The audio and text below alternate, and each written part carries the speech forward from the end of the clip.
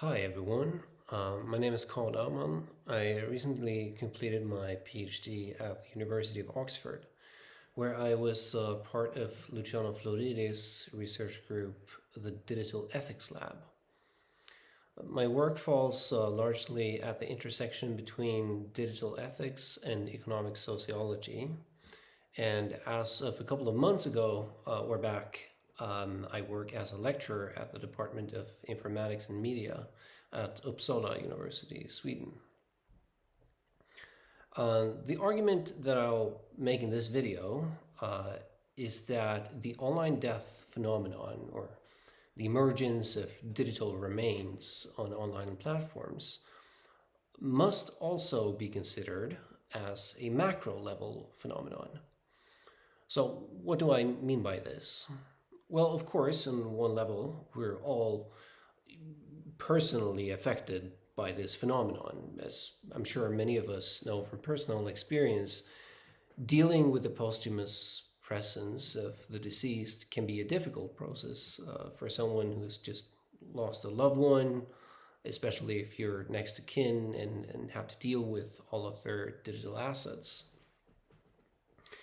So, in addition to all these practical challenges of what you do with the data, the presence of a deceased person's digital remains also raises questions of a more ethical nature. So, should the online presence of a person be deleted upon death, or on the contrary, is it imperative that we actually preserve it? And who has the authority to decide? Does a person still have privacy? All of these complex, difficult ethical questions on the individual level.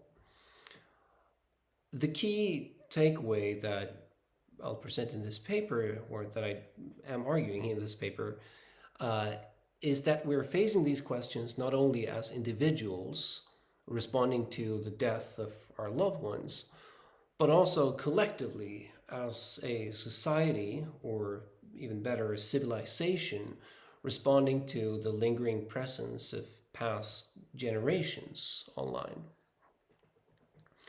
According to the UN population projections, around 2.2 billion people are expected to pass away only within the next 3 decades, many leaving a considerable volume of data behind, of course.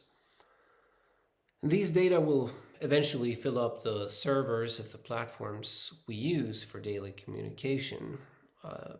On Facebook, for instance, the dead may even come to outnumber the living users as soon as within 50 years, at least according to one study that I conducted.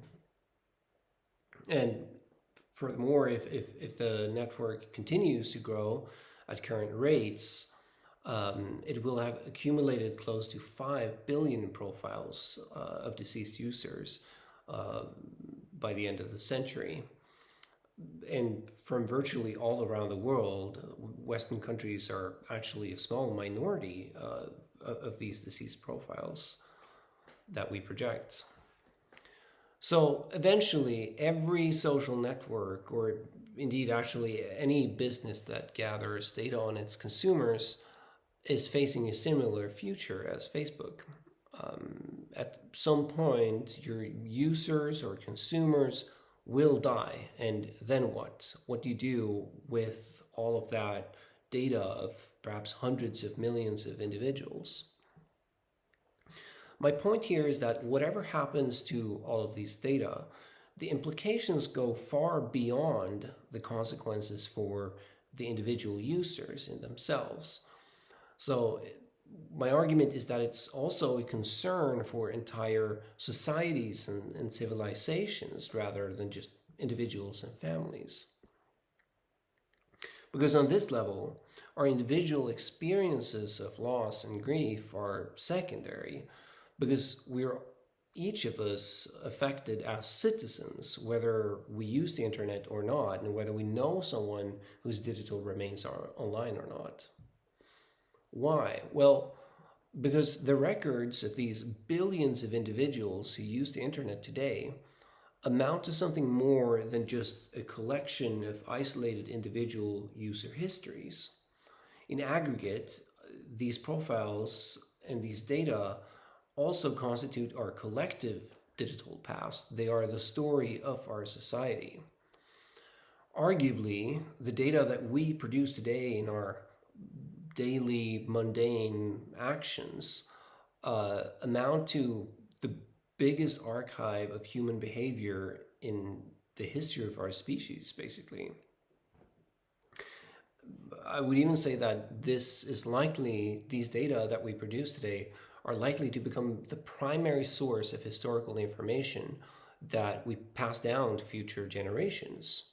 It's humanity's digital cultural heritage.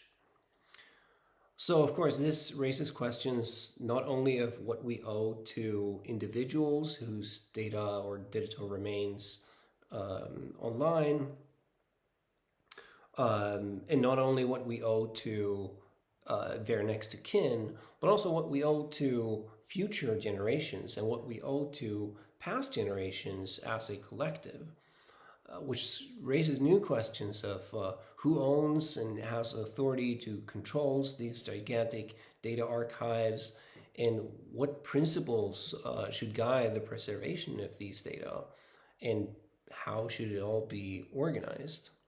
So just to sum up, my argument is that this level is a overlooked and highly urgent angle on digital remains and the entire online death phenomenon that I would like to stress during these seminars. Well, thank you so much for listening.